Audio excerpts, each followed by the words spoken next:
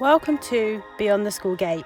For those of you who are new around here, my name is Ruth, and this podcast aims to share the varied experiences of women in leadership, to talk about what we do beyond the school gate, the good, the bad, and the funny. Today's episode focuses on what do we do that's just for us. So I think as women, we wear so many hats, and I often hear a lot of my friends tell me, I've lost myself, I'm losing myself. I hear a lot of people talking about losing themselves when they get married, or when they have children, or when they get in a relationship, or just when they get to a certain stage in their life, they feel like they've lost themselves and who they were.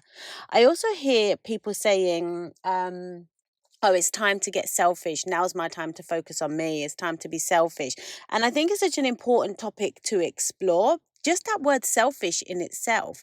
I think a lot of us have a love-hate relationship with it. I think there's a lot of stuff online now about being selfish, taking time for you. But I think the word selfish does conjure up quite a lot of negative emotions, and it suggests that you're giving somebody else less to give yourself more. So I just think it's an interesting word and an interesting concept. And I definitely get the whole movement of making time for yourself, self-love, all of that stuff. And I'm completely on board with it. I think the problem that I have, and then I'm starting off on a bit of a rant today, aren't I? The problem that I have is the fact that the term selfish, why is it selfish? Why is it selfish to invest in yourself? The word selfish probably gets it gets a hard time because it comes across as such a negative word, but I don't think it has to be. There shouldn't be any guilt associated with doing the things that you enjoy or time just for you. And I just wonder, why do we feel guilty for doing that? And I also wonder, I'm full of questions this morning. I also wonder, is this across genders as well? And is it across social classes? And is it across age? Like, does everybody feel guilty for spending time on themselves? Or is it specifically associated with a specific group of people? I don't know. I don't have the answers. These are all the things that are just running through my brain this morning. And I wanted to share, I suppose, my experience in that space. I have had times where I felt lost, and I haven't had as much me time, and I felt, well, what is my purpose? And you do feel a little bit lost. You get caught up in giving everybody what they need at work, and being in a management role or being in a leadership position. You give so much of yourself. You make probably 100 decisions every single day, and you give so much of yourself to other people. You then come home and you do the same thing. You give all of yourself to your children or to your partner or to your house or to your pets or to whoever. That a lot of the time I'm the last one I think about at the end of the day, which is like going to bed at 9 o'clock is the thing I do for me. But that's right at the end of the day, whilst I've given everybody else everything. We definitely for a while were part of the 5 a.m. club. And in Canberra, we've just gone into autumn and it's really cold. So, full disclaimer, we are no longer part of the 5 a.m. club at the moment. But that was a time where Ahmed and I used to go for our morning walks. Sometimes we would talk, sometimes we wouldn't. Sometimes we would just listen to the world and Mother Nature doing its thing. Sometimes we'd have our own headphones in, but as soon as we got back, I would always journal. I'd read a little bit. I'm reading a couple of Brene Brown books at the moment, so I'd read kind of a few chapters of those books, and it really set me up for a good position to start the day. And I definitely want to get back into that because I think I did get so much out of just getting up early and having that time almost before the world wakes up. You feel like by the time the world is waking up, you've already achieved so much. It was also great for Ahmed and I to have that connection time as well. And like I said, sometimes we spoke about things and sometimes we didn't. But it's just that being together, being outside gave you that, just gives you that real connection time. I thought, and as I was thinking and preparing for this episode, I was thinking to myself, I've at times lost my way in this space because I could really narrow it down to I don't have a talent. Like I don't have a hobby because I don't have a talent, if that makes sense. So I always thought you have to be good at something to have a hobby. So I'm not really like can't sing, I'm not really good at art. I don't really play sports like that.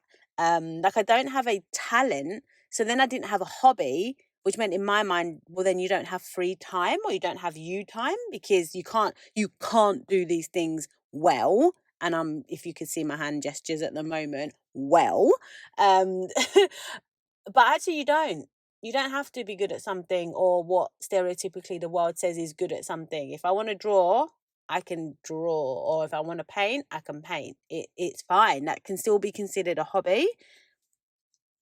So I have been posing a few questions on Instagram around what people do that's just for them, and I think I've had a real kind of mixed response actually. A lot of people talk about working out. A lot of people have been talking about journaling, which is awesome.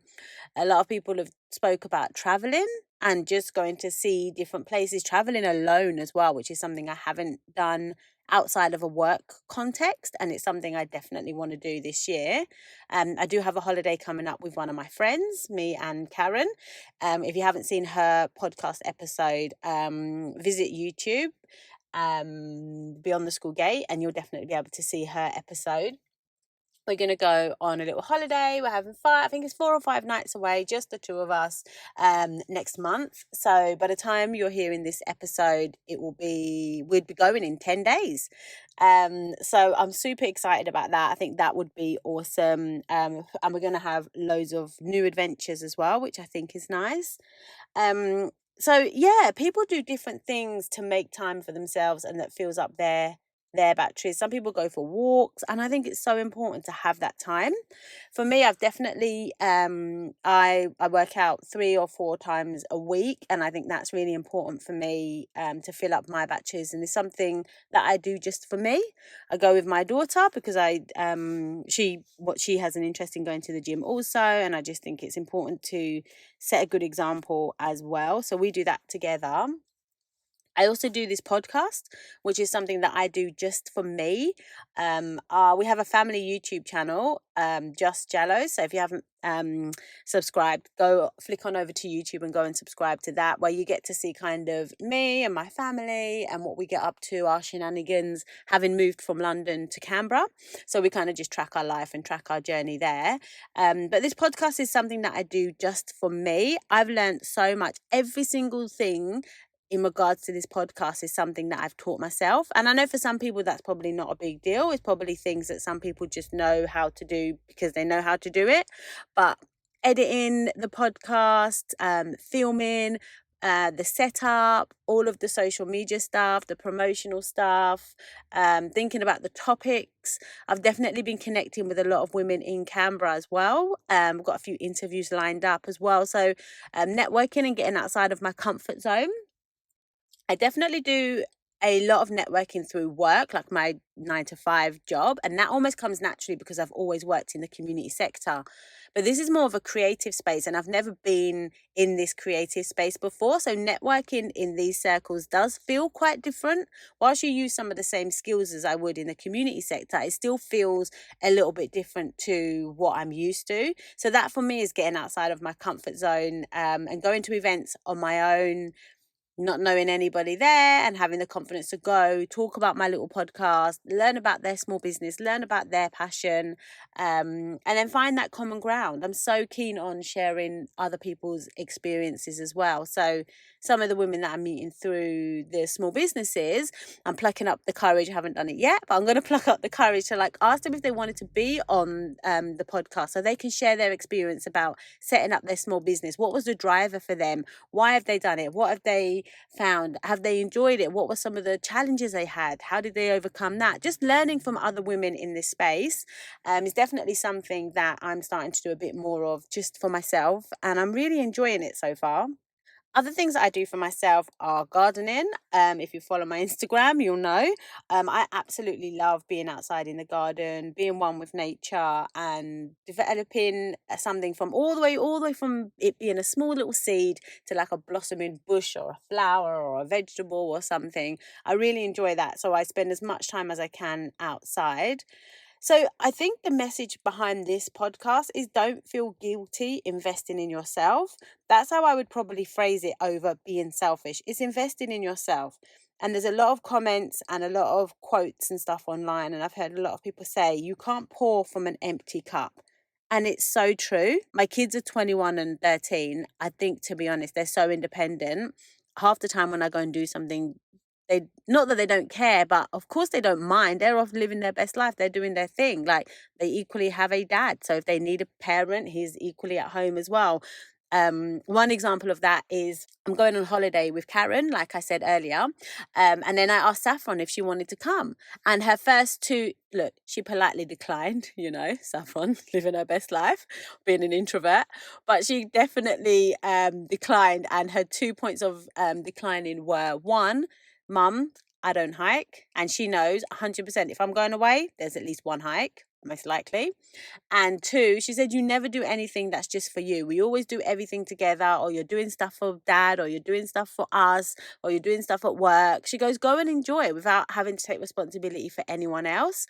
So I was like, that just filled up my cup. So I know I'm going to enjoy that trip so much, because it's almost like having her blessing and her recognition to say, you do so much, you deserve this. And I think this is probably going to make this trip just that little bit more sweet, having that kind of little nudge from my firstborn.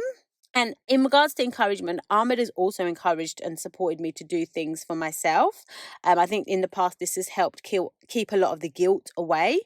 But I think he often says, go and do this. Why aren't you doing that? He's such a big fan of mine, and the supporter encourages me to do all the things that I want to do, which is pretty amazing. So yeah, I suppose the message from this podcast is, you do you, live your best life, and think about ways in which you can fill up your cup. Different ways, different things you can do that just helps you kind of come back to yourself and think about all the things that you enjoy doing. I see a lot of people, and I've had friends that do this and get to this point once a relationship has broken down. So they don't do it naturally, or they don't have that pause moment. They have a relationship breakdown, then they're like, right, okay, I need to rebrand myself. And then they have this moment. I haven't had a relationship breakdown, and I'm very grateful for that. But I have recently turned 40, and I think 40 is the year of pause for me. The 40s are the year, well, at least 40 to 41 is going to be the year of pause and reflect. And pause, and do I like this? And pause, and do I want to be here? And pause, do I still want to do this work, this type of job, in this type of way? Do I still want to have this in this way? It's just asking yourself the question, and asking yourself, have you been carried along in life, or have you actively made decisions about kind of where you want to be and what you want to do? So 40 is not a year of me being naughty. 40 is a year of me pausing and reflecting. So thanks guys for listening. I shall bid you farewell, and I shall see you in the next one.